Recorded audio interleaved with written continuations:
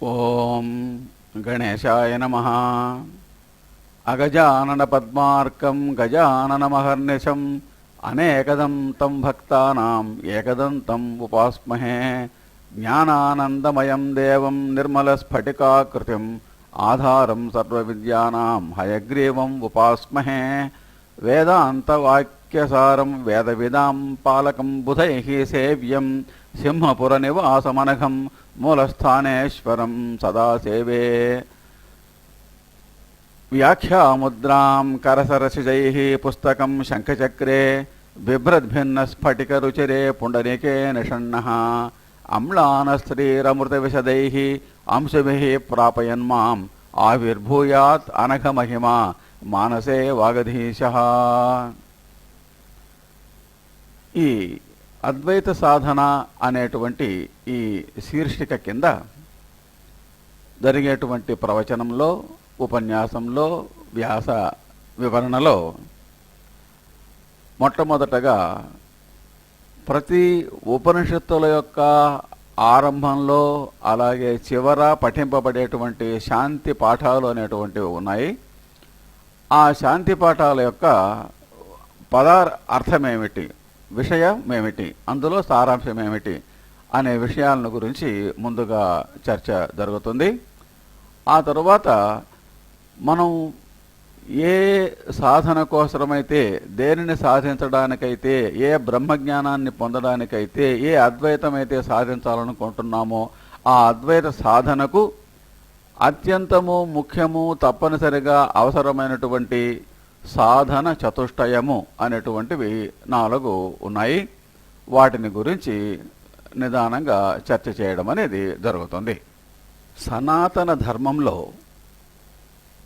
ఏ పని మొదలుపెట్టినా అది సక్రమంగా పూర్తి అవ్వడానికి మంగళాచరణము, మంగళవాచనము తప్పనిసరి అవుతుంది. ఆ మంగళాచరణం అనేటువంటిది 3 రకాలుగా ఉంటుంది. ఆశీర్ నమస్క్రియా వస్తు నిర్దేశములు, ఆశీర్ రూపంలో కానీ నమస్కార రూపంలో కానీ ఏదైనా ఒక వస్తువును నిర్దేశించడం ద్వారా కానీ మంగళాచరణం అనేది జరపాలని సనాతన ధర్మవాదులు చెప్తారు. ముముక్షువైన విద్యార్థి గురువును సమీపించి ఆ ముముక్షత్వమును కలిగి ఉన్నాడు కాబట్టి ఆ మోక్షాన్ని సాధించడానికి గాను వాడుకునేటువంటి వస్తువుల్లో ఉపనిషత్తులు అనేటువంటి ముఖ్యమైన కారణాలు. ముముక్ష సాధనకు ఉపనిషత్తులు కారణాలు.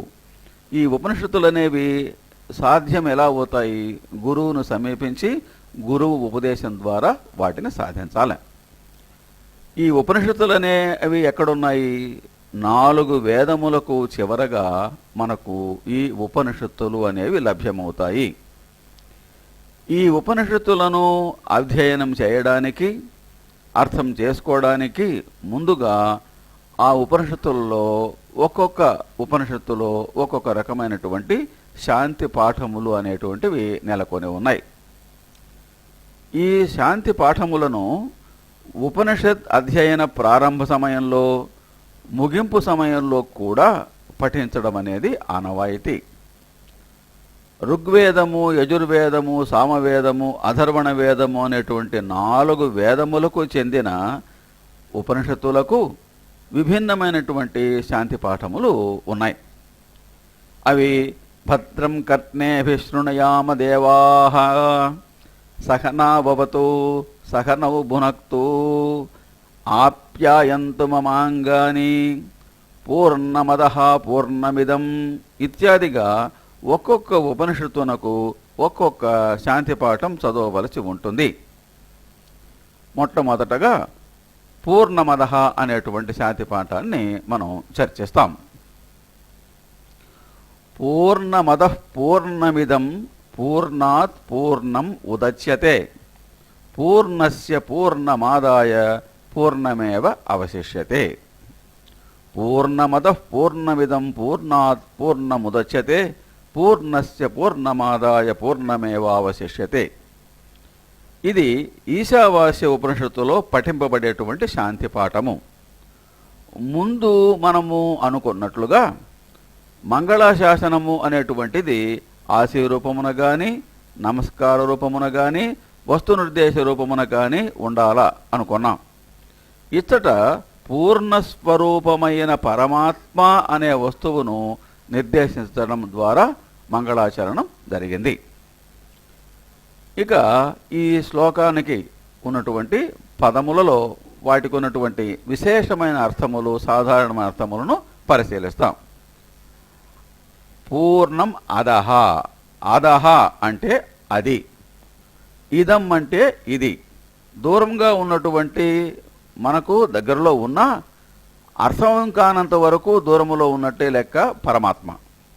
కాబట్టి అదహ దూరములో ఉన్నటువంటి అది అంటే ఆ పరమాత్మ పూర్ణ, పూర్ణ స్వరూపమైనది అనగా భగవంతుడు పూర్ణుడు. ఇచ్చట అవగాహనకు మాత్రమే పుల్లింగ ప్రత్యయం డు వారబడింది. ఆ పరమాత్మ పుంలింగమా స్త్రీలింగమా అనేటువంటి విచక్షణ చేయడానికి అంతు దొరకదు. అలాగే ఇదం అంటే ఇది, ఇది అంటే ఎవరు? ఈ జీవుడు. జీవస్వరూపము కూడా పూర్ణం, పూర్ణుడు. అయితే ఈ రెండవ పూర్ణము ఎక్కడి నుంచి వచ్చింది? పూర్ణాత్, పూర్ణస్వరూపుడైనటువంటి భగవంతుని నుండి, పరమాత్మ నుండి పూర్ణం, పూర్ణస్వరూపుడైన జీవుడు ఉదచ్యతే ఉద్భవించుతున్నాడు. సో ఈ జీవాత్మ పరమాత్మ నుంచి వచ్చినది అనగా పూర్ణస్వరూపుడైన పరమాత్మ నుండి తాను కూడా పూర్ణుడైనటువంటి ఈ జీవాత్మ ఉద్భవించుతున్నాడు. అంటే పూర్ణము నుండి ఉద్భవించినది పూర్ణమే. భగవంతుని నుండి జీవుడు ఉద్భవించినాడు.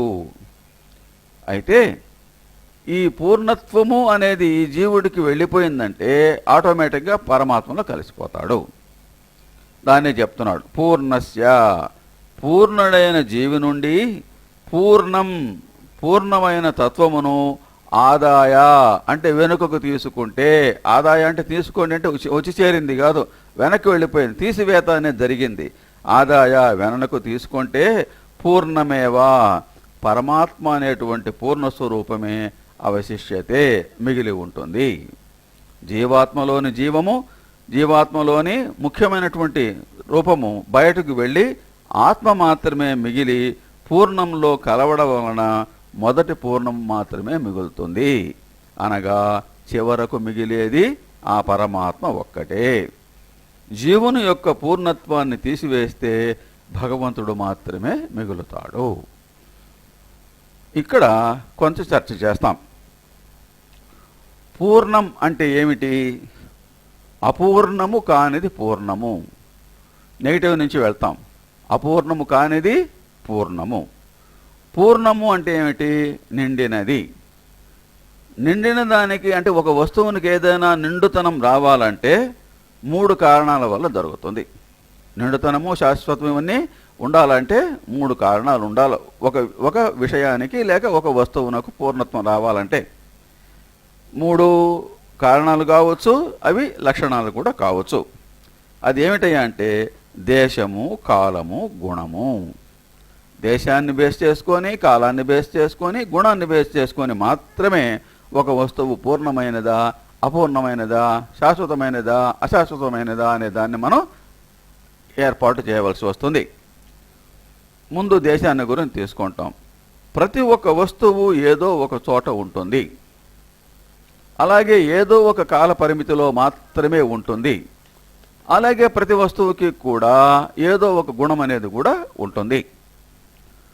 ఒక చోట ఒక వస్తువు ఉన్నది అంటే అది వేరొక చోట ఉండదు. ఒక చోట ఒక వస్తువు ఉందంటే ఆ చోట మాత్రమే ఉంటుంది, వేరే చోట ఉండదు.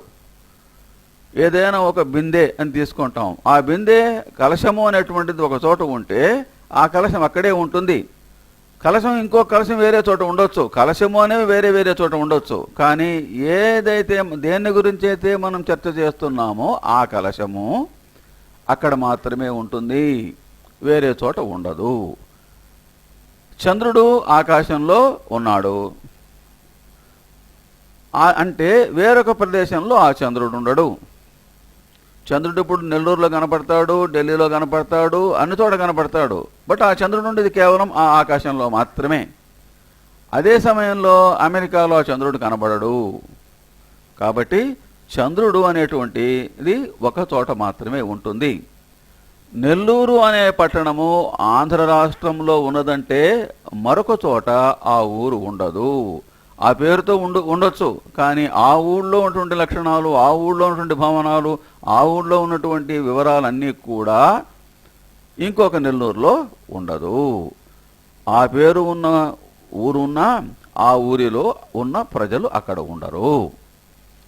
ఆ ఊరిలో ఉన్న కొండలు, జలాశయాలు ఉండవు. అంటే ఒక చోట ఉన్నది మరొక చోట ఉండదు. కాబట్టి అది పూర్ణమవుతుందా కాదా? పూర్ణము కాదు. అంటే దేశం అంతా కూడా వ్యాపించి ఉండాలి.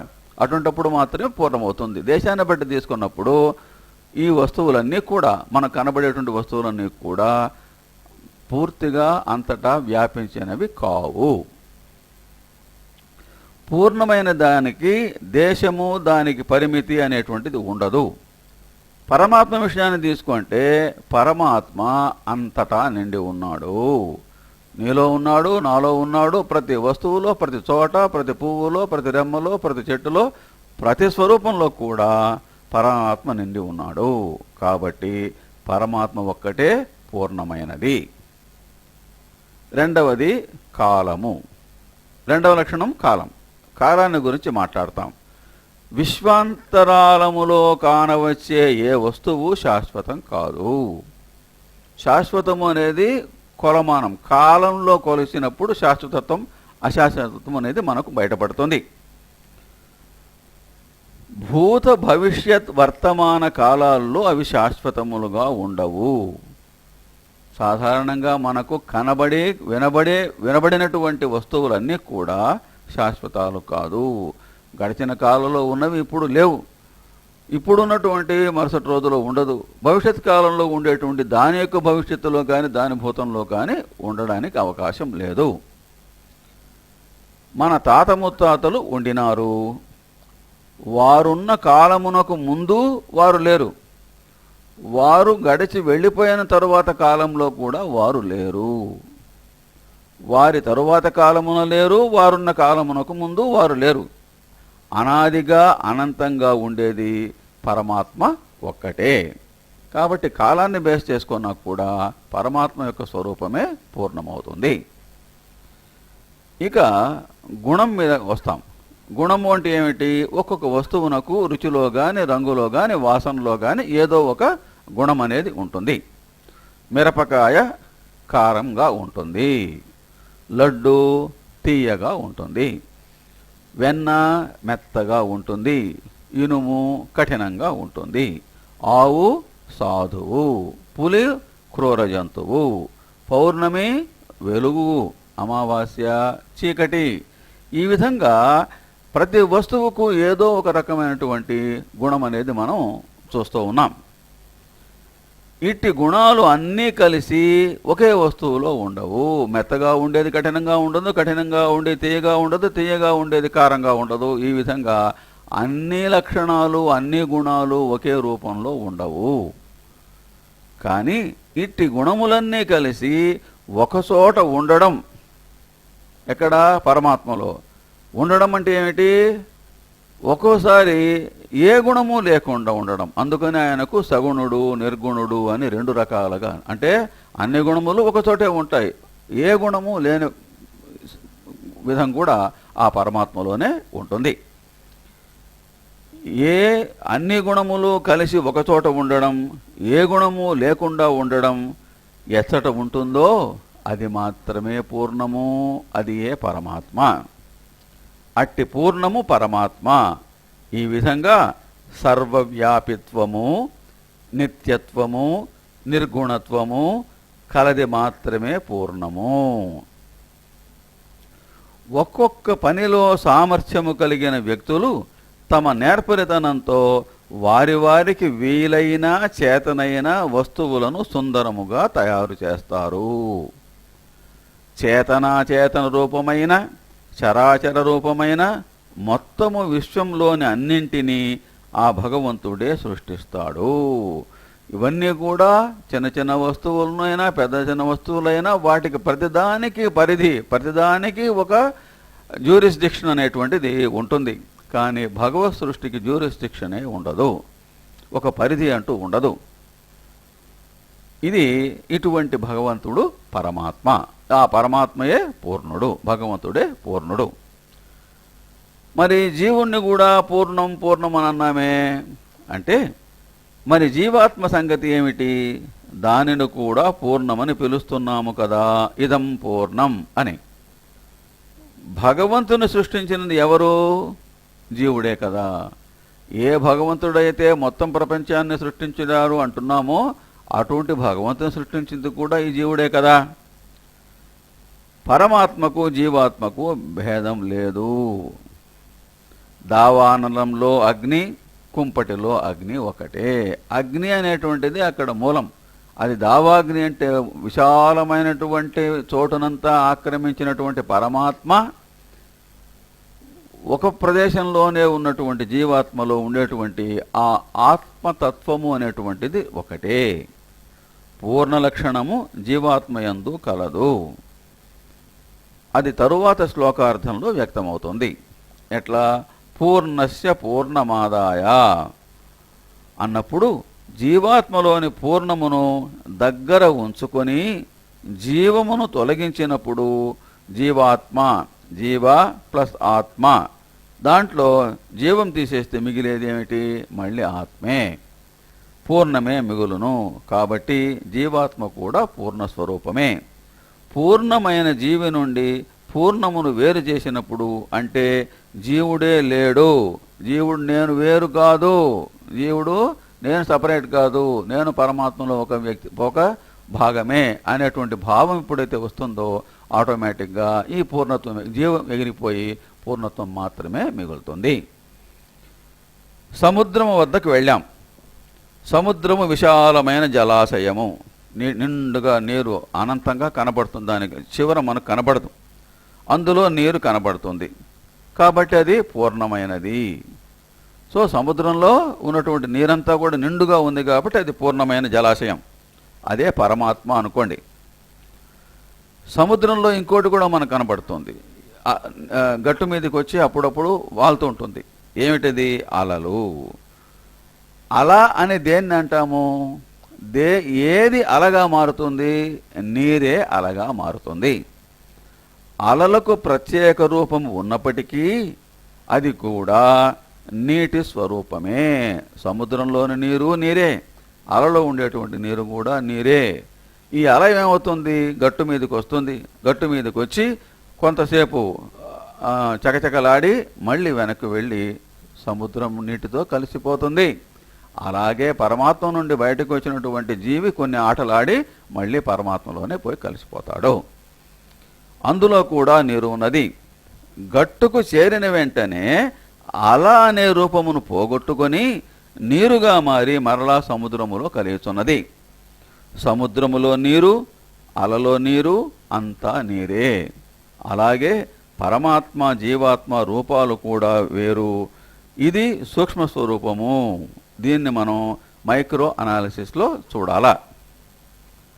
ఒక జీవిగా కాకుండా మొత్తం జగత్తుని ఒక యూనిట్గా తీసుకున్నప్పుడు ఇదే విధంగా జగత్తంతా తన రూపమును పోగొట్టుకొని భగవంతునిలో లీనమవుతుంది. ఒక వ్యక్తిగా తీసుకున్నప్పుడు ఒక్కొక్క జీవి అన్నాం. మొత్తం జగత్తంతా ఒకే జీవి అని కానీ తీసుకున్నామన్నప్పుడు ఈ జగత్తంతా కూడా తన రూపాన్ని పోగొట్టుకొని మళ్ళీ భగవంతునిలోనే లీనమైపోతుంది. మరి జీవి జగత్తు అంతా కూడా వ్యక్తమై అన్ని పనులను నిర్వహిస్తున్నాయి కదా. జీవి పంచభూతాత్మకమైన చిన్న స్వరూపమైతే జగత్తు పంచభూతాత్మకమైనది. ఒక జీవి ఒక వ్యక్తిని, ఒక మనిషిని తీసుకుంటే అతడు పంచభూతాత్మకుడుగా ఉంటాడు. దాంట్లో అతనిలో పృథివీ, తేజో, వాయు, ఆకాశములైనటువంటివి 5 భూతములు ఉంటాయి. మొత్తం జగత్తులో కూడా పెద్ద ఎత్తున పెద్ద మొత్తంలో అక్కడ జగత్తులో కూడా ఉంటుంది. త్రాటిని చూచి సర్పమని భ్రమపడడం వంటిది. మనం జీవి గాని జగత్తు గాని ఏదైనా నిర్వహిస్తున్నది అంటే అది త్రాటిని చూసి సర్పమని భ్రమపడడం లాంటిదే. త్రాడు ఎంత పొడుగు ఉంటుందో సర్పం కూడా అంతే పొడుగు ఉంటుంది.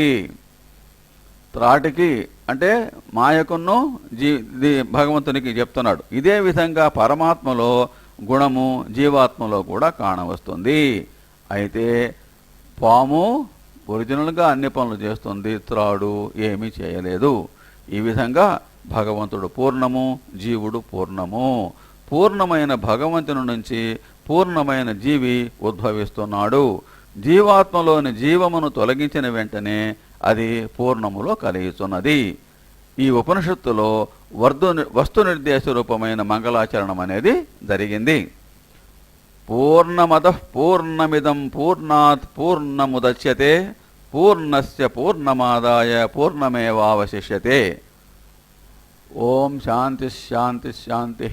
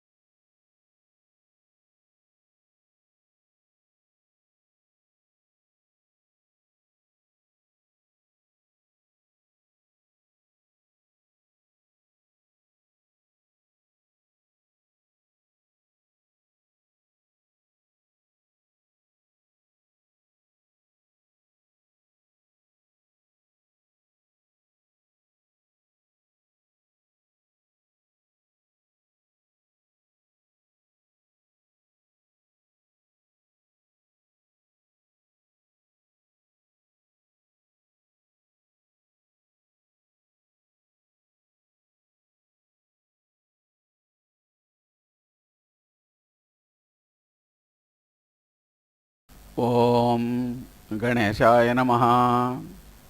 అగజానన పద్మార్కం గజాననమహర్నిశం అనేకదం తం భక్తానాం ఏకదంతం ఉపాస్మహే. జ్ఞానానందమయం దేవం నిర్మలస్ఫటికాకృతిం ఆధారం సర్వవిద్యానాం హయగ్రీవం ఉపాస్మహే. వేదాంతవాక్యసారం వేదవిదాం పాలకం బుధైః సేవ్యం సింహపురనివాసమనఘం మూలస్థానేశ్వరం సదా సేవే. వ్యాఖ్యాముద్రాం కరసరసిజైః పుస్తకం శంఖచక్రే బిభ్రద్భిన్నస్ఫటికరుచిరే పుండరీకే నిషణ్ణః. అమ్లానస్త్రీరమృతవిశదైః అంశుభిః ప్రాపయన్మాం ఆవిర్భూయాత్ అనఘమహిమా మానసే వాగధీశః. ఈ అద్వైత సాధన అనేటువంటి ఈ శీర్షిక కింద జరిగేటువంటి ప్రవచనంలో, ఉపన్యాసంలో, వ్యాస వివరణలో మొట్టమొదటగా ప్రతి ఉపనిషత్తుల యొక్క ఆరంభంలో అలాగే చివర పఠింపబడేటువంటి శాంతి పాఠాలు అనేటువంటివి ఉన్నాయి. ఆ శాంతి పాఠాల యొక్క అర్థమేమిటి, విషయం ఏమిటి, అందులో సారాంశం ఏమిటి అనే విషయాలను గురించి ముందుగా చర్చ జరుగుతుంది. ఆ తరువాత మనం ఏ సాధన కోసమైతే, దేనిని సాధించడానికైతే, ఏ బ్రహ్మజ్ఞానాన్ని పొందడానికైతే, ఏ అద్వైతమైతే సాధించాలనుకుంటున్నామో ఆ అద్వైత సాధనకు అత్యంతము ముఖ్యము తప్పనిసరిగా అవసరమైనటువంటి సాధన చతుష్టయము అనేటువంటివి 4 ఉన్నాయి. వాటిని గురించి నిదానంగా చర్చ చేయడం అనేది జరుగుతుంది. సనాతన ధర్మంలో ఏ పని మొదలుపెట్టినా అది సక్రమంగా పూర్తి అవ్వడానికి మంగళాచరణము, మంగళవాచనము తప్పనిసరి అవుతుంది. ఆ మంగళాచరణం అనేటువంటిది 3 రకాలుగా ఉంటుంది. ఆశీర్ నమస్క్రియ వస్తు నిర్దేశములు. ఆశీర్ రూపంలో కానీ, నమస్కార రూపంలో కానీ, ఏదైనా ఒక వస్తువును నిర్దేశించడం ద్వారా కానీ మంగళాచరణం అనేది జరపాలని సనాతన ధర్మవాదులు చెప్తారు. ముముక్షువైన విద్యార్థి గురువును సమీపించి ఆ ముముక్షత్వమును కలిగి ఉన్నాడు కాబట్టి ఆ మోక్షాన్ని సాధించడానికి గాను వాడుకునేటువంటి వస్తువుల్లో ఉపనిషత్తులు అనేటువంటివి ముఖ్యమైన కారణాలు. ముముక్ష సాధనకు ఉపనిషత్తులు కారణాలు. ఈ ఉపనిషత్తులు అనేవి సాధ్యం ఎలా అవుతాయి? గురువును సమీపించి గురువు ఉపదేశం ద్వారా వాటిని సాధించాలి. ఈ ఉపనిషత్తులు అనేవి ఎక్కడున్నాయి? 4 వేదములకు చివరగా మనకు ఈ ఉపనిషత్తులు అనేవి లభ్యమవుతాయి. ఈ ఉపనిషత్తులను అధ్యయనం చేయడానికి, అర్థం చేసుకోవడానికి ముందుగా ఆ ఉపనిషత్తుల్లో ఒక్కొక్క ఉపనిషత్తులో ఒక్కొక్క రకమైనటువంటి శాంతి పాఠములు అనేటువంటివి నెలకొని ఉన్నాయి. ఈ శాంతి పాఠములను ఉపనిషత్ అధ్యయన ప్రారంభ సమయంలో, ముగింపు సమయంలో కూడా పఠించడం అనేది ఆనవాయితీ. ఋగ్వేదము, యజుర్వేదము, సామవేదము, అథర్వణ వేదము అనేటువంటి 4 వేదములకు చెందిన ఉపనిషత్తులకు విభిన్నమైనటువంటి శాంతి పాఠములు ఉన్నాయి. అవి భద్రం కర్ణేభిశృణయామ దేవాః సహనా భవతు సహనౌ భునక్తు ఆప్యాయంతు మమాంగాని పూర్ణమదః పూర్ణమిదం ఇత్యాదిగా ఒక్కొక్క ఉపనిషత్తునకు ఒక్కొక్క శాంతి పాఠం చదవవలసి ఉంటుంది. మొట్టమొదటగా పూర్ణమదః అనేటువంటి శాంతి పాఠాన్ని మనం చర్చిస్తాం. పూర్ణమదః పూర్ణమిదం పూర్ణాత్ పూర్ణం ఉదచ్యతే పూర్ణస్య పూర్ణమాదాయ పూర్ణమేవ అవశిష్యతే. పూర్ణమదః పూర్ణమిదం పూర్ణాత్ పూర్ణముదచ్యతే పూర్ణస్య పూర్ణమాదాయ పూర్ణమేవ అవశిష్యతే. ఇది ఈశావాస్య ఉపనిషత్తులో పఠింపబడేటువంటి శాంతి పాఠము. ముందు మనము అనుకున్నట్లుగా మంగళాశాసనము అనేటువంటిది ఆశీరూపమున గాని, నమస్కార రూపమున గాని, వస్తు నిర్దేశ రూపమున గాని ఉండాలా అనుకున్నాం. ఇచ్చట పూర్ణస్వరూపమైన పరమాత్మ అనే వస్తువును నిర్దేశించడం ద్వారా మంగళాచరణం జరిగింది. ఇక ఈ శ్లోకానికి ఉన్నటువంటి పదములలో వాటికి ఉన్నటువంటి విశేషమైన అర్థములు, సాధారణమైన అర్థములను పరిశీలిస్తాం. పూర్ణం అదహ. అదహ అంటే అది, ఇదం అంటే ఇది. దూరంగా ఉన్నటువంటి మనకు దగ్గరలో ఉన్న అర్థం కానంత వరకు దూరములో ఉన్నట్టే లెక్క పరమాత్మ. కాబట్టి అదహ దూరములో ఉన్నటువంటి అది అంటే ఆ పరమాత్మ పూర్ణ, పూర్ణస్వరూపమైనది అనగా భగవంతుడు పూర్ణుడు. ఇచ్చట అవగాహనకు మాత్రమే పుల్లింగ ప్రత్యయం డు వారబడింది. ఆ పరమాత్మ పుంలింగమా స్త్రీలింగమా అనేటువంటి విచక్షణ చేయడానికి అంతు దొరకదు. అలాగే ఇదం అంటే ఇది, ఇది అంటే ఎవరు? ఈ జీవుడు. జీవస్వరూపము కూడా పూర్ణం, పూర్ణుడు. అయితే ఈ రెండవ పూర్ణము ఎక్కడి నుంచి వచ్చింది? పూర్ణాత్, పూర్ణస్వరూపుడైనటువంటి భగవంతుని నుండి, పరమాత్మ నుండి పూర్ణం, పూర్ణస్వరూపుడైన జీవుడు ఉదచ్యతే ఉద్భవించుతున్నాడు. సో ఈ జీవాత్మ పరమాత్మ నుంచి వచ్చినది అనగా పూర్ణస్వరూపుడైన పరమాత్మ నుండి తాను కూడా పూర్ణుడైనటువంటి ఈ జీవాత్మ ఉద్భవించుతున్నాడు. అంటే పూర్ణము నుండి ఉద్భవించినది పూర్ణమే. భగవంతుని నుండి జీవుడు ఉద్భవించినాడు. అయితే ఈ పూర్ణత్వము అనేది ఈ జీవుడికి వెళ్ళిపోయిందంటే ఆటోమేటిక్గా పరమాత్మలో కలిసిపోతాడు. దాన్నే చెప్తున్నాడు. పూర్ణస్య, పూర్ణుడైన జీవి నుండి పూర్ణం, పూర్ణమైన తత్వమును ఆదాయ అంటే వెనుకకు తీసుకుంటే, ఆదాయ అంటే తీసుకోండి అంటే వచ్చి చేరింది కాదు, వెనక్కి వెళ్ళిపోయింది, తీసివేత అనేది జరిగింది.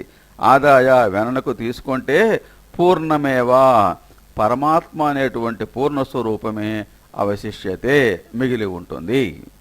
జీవాత్మలోని జీవము, జీవాత్మలోని ముఖ్యమైనటువంటి రూపము బయటకు వెళ్ళి ఆత్మ మాత్రమే మిగిలి పూర్ణంలో కలవడం వలన మొదటి పూర్ణం మాత్రమే మిగులుతుంది. అనగా చివరకు మిగిలేది ఆ పరమాత్మ ఒక్కటే. జీవుని యొక్క పూర్ణత్వాన్ని తీసివేస్తే భగవంతుడు మాత్రమే మిగులుతాడు. ఇక్కడ కొంచెం చర్చ చేస్తాం. పూర్ణం అంటే ఏమిటి? అపూర్ణము కానిది పూర్ణము. నెగిటివ్ నుంచి వెళ్తాం. అపూర్ణము కానిది పూర్ణము.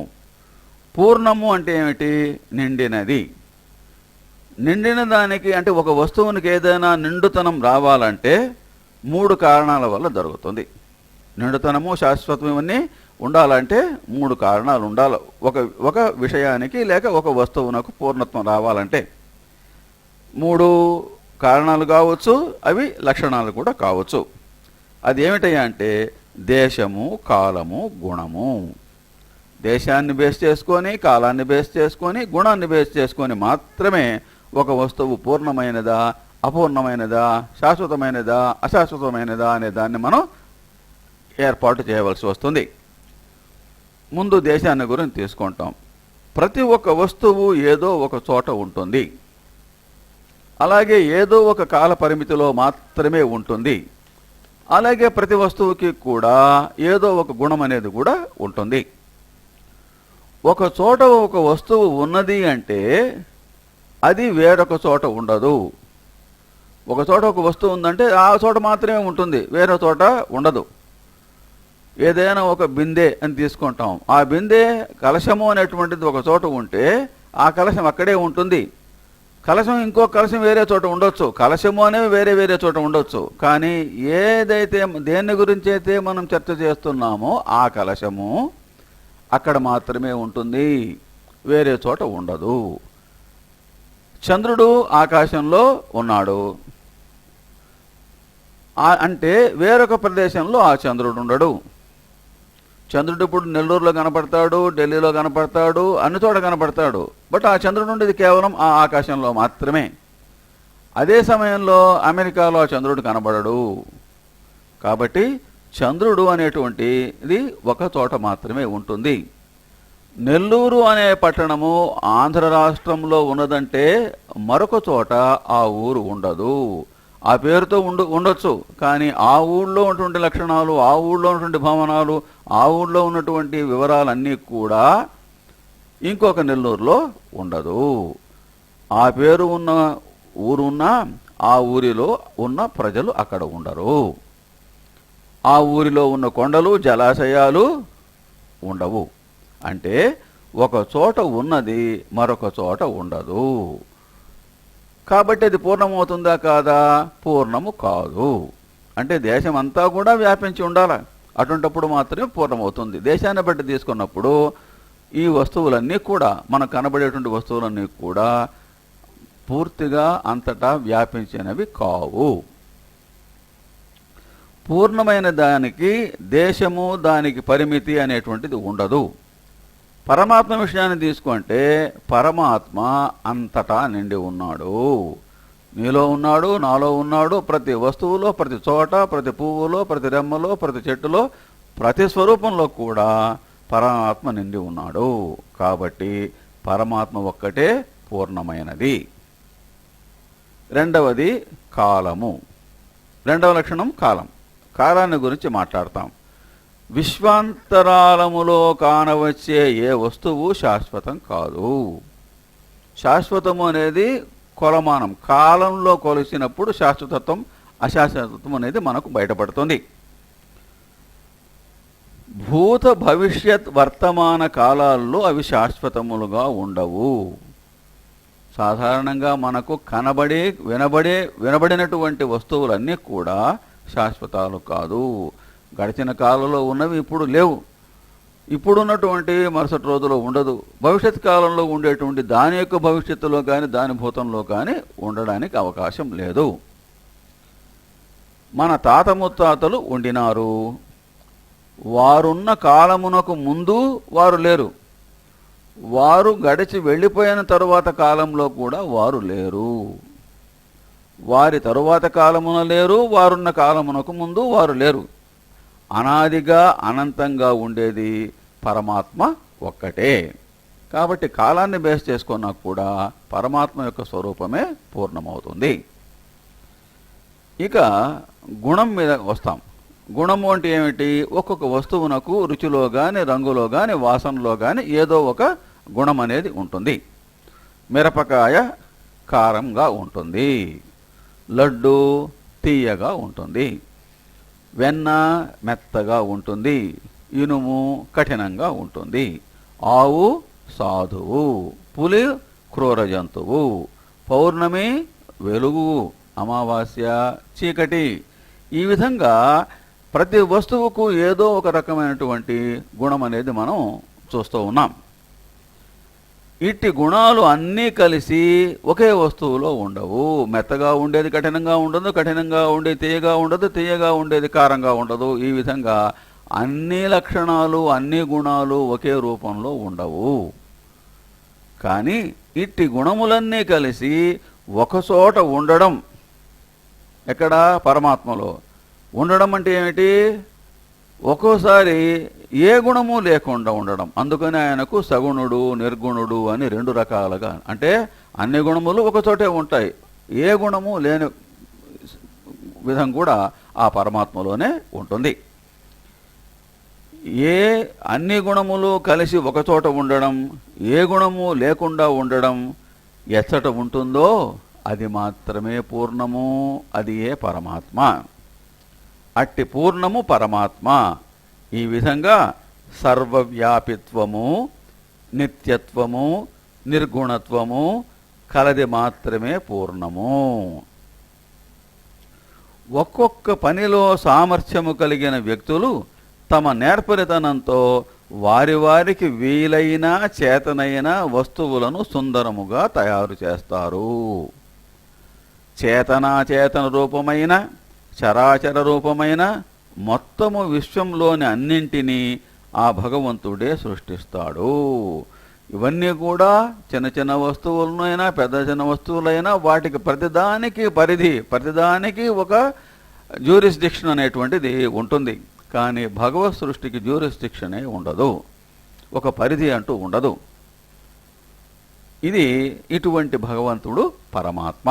ఆ పరమాత్మయే పూర్ణుడు, భగవంతుడే పూర్ణుడు.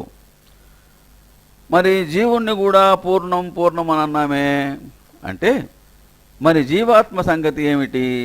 దానిని కూడా పూర్ణమని పిలుస్తున్నాము కదా, ఇదం పూర్ణం అని. భగవంతుని సృష్టించినది ఎవరు? జీవుడే కదా. ఏ భగవంతుడైతే మొత్తం ప్రపంచాన్ని సృష్టించినారు అంటున్నామో అటువంటి భగవంతుని సృష్టించింది కూడా ఈ జీవుడే కదా. పరమాత్మకు జీవాత్మకు భేదం లేదు. దావానలంలో అగ్ని, కుంపటిలో అగ్ని ఒకటే. అగ్ని అనేటువంటిది అక్కడ మూలం. అది దావాగ్ని అంటే విశాలమైనటువంటి చోటునంతా ఆక్రమించినటువంటి పరమాత్మ ఒక ప్రదేశంలోనే ఉన్నటువంటి జీవాత్మలో ఉండేటువంటి ఆ ఆత్మతత్వము అనేటువంటిది ఒకటే. పూర్ణ లక్షణము జీవాత్మయందు కలదు. అది తరువాత శ్లోకార్థంలో వ్యక్తమవుతుంది. ఎట్లా? పూర్ణస్య పూర్ణమాదాయ అన్నప్పుడు జీవాత్మలోని పూర్ణమును దగ్గర ఉంచుకొని జీవమును తొలగించినప్పుడు జీవాత్మ, జీవ ప్లస్ ఆత్మ, దాంట్లో జీవం తీసేస్తే మిగిలేది ఏమిటి? మళ్ళీ ఆత్మే, పూర్ణమే మిగులును. కాబట్టి జీవాత్మ కూడా పూర్ణస్వరూపమే. పూర్ణమైన జీవి నుండి పూర్ణమును వేరు చేసినప్పుడు అంటే జీవుడే లేడు, జీవుడు నేను వేరు కాదు, జీవుడు నేను సపరేట్ కాదు, నేను పరమాత్మలో ఒక వ్యక్తి, ఒక భాగమే అనేటువంటి భావం ఎప్పుడైతే వస్తుందో ఆటోమేటిక్గా ఈ పూర్ణత్వం, జీవం ఎగిరిపోయి పూర్ణత్వం మాత్రమే మిగులుతుంది. సముద్రము వద్దకు వెళ్ళాం.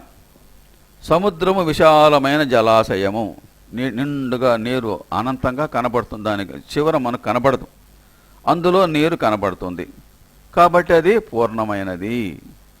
సో సముద్రంలో ఉన్నటువంటి నీరంతా కూడా నిండుగా ఉంది కాబట్టి అది పూర్ణమైన జలాశయం, అదే పరమాత్మ అనుకోండి. సముద్రంలో ఇంకోటి కూడా మనకు కనబడుతుంది, గట్టు మీదకి వచ్చి అప్పుడప్పుడు వాలుతూ ఉంటుంది. ఏమిటిది? అలలు. అల అని దేన్ని అంటాము? ఏది అలగా మారుతుంది? నీరే అలగా మారుతుంది. అలలకు ప్రత్యేక రూపం ఉన్నప్పటికీ అది కూడా నీటి స్వరూపమే. సముద్రంలోని నీరు నీరే, అలలో ఉండేటువంటి నీరు కూడా నీరే. ఈ అల ఏమవుతుంది? గట్టు మీదకి వస్తుంది. గట్టు మీదకి వచ్చి కొంతసేపు చకచకలాడి మళ్ళీ వెనక్కి వెళ్ళి సముద్రం నీటితో కలిసిపోతుంది. అలాగే పరమాత్మ నుండి బయటకు వచ్చినటువంటి జీవి కొన్ని ఆటలాడి మళ్ళీ పరమాత్మలోనే పోయి కలిసిపోతాడు. అందులో కూడా నీరు ఉన్నది.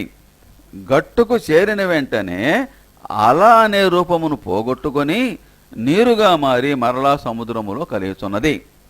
సముద్రములో నీరు, అలలో నీరు, అంతా నీరే. అలాగే పరమాత్మ జీవాత్మ రూపాలు కూడా వేరు.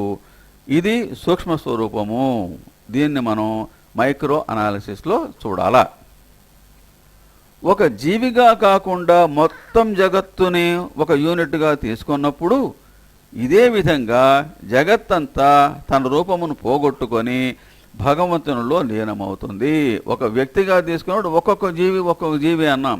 మొత్తం జగత్తంతా ఒకే జీవి అని కానీ తీసుకున్నామన్నప్పుడు ఈ జగత్తంతా కూడా తన రూపాన్ని పోగొట్టుకొని మళ్ళీ భగవంతునిలోనే లీనమైపోతుంది. మరి జీవి జగత్తు అంతా కూడా వ్యక్తమై అన్ని పనులు నిర్వహిస్తున్నాయి కదా. జీవి పంచభూతాత్మకమైన చిన్న స్వరూపమైతే జగత్తు పంచభూతాత్మకమైనది. ఒక జీవి ఒక వ్యక్తిని ఒక మనిషిని తీసుకుంటే అతడు పంచభూతాత్మకుడుగా ఉంటాడు. దాంట్లో అతనిలో పృథివీ తేజో వాయు ఆకాశములైనటువంటివి 5 భూతములు ఉంటాయి. మొత్తం జగత్తులో కూడా పెద్ద ఎత్తున పెద్ద మొత్తంలో అక్కడ జగత్తులో కూడా ఉంటుంది.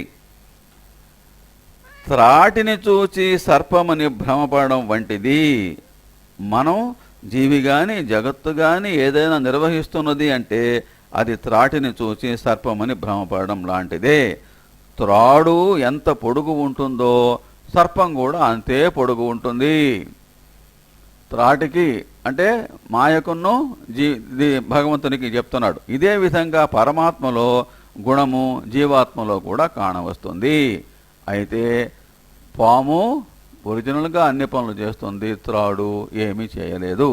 ఈ విధంగా భగవంతుడు పూర్ణము, జీవుడు పూర్ణము. పూర్ణమైన భగవంతుని నుంచి పూర్ణమైన జీవి ఉద్భవిస్తున్నాడు. జీవాత్మలోని జీవమును తొలగించిన వెంటనే అది పూర్ణములో కలిగిస్తున్నది. ఈ ఉపనిషత్తులో వస్తు నిర్దేశ రూపమైన మంగళాచరణం అనేది జరిగింది. పూర్ణమదః పూర్ణమిదం పూర్ణాత్ పూర్ణముదచ్యతే పూర్ణస్య పూర్ణమాదాయ పూర్ణమేవావశిష్యతే. ఓం శాంతి శాంతి శాంతి.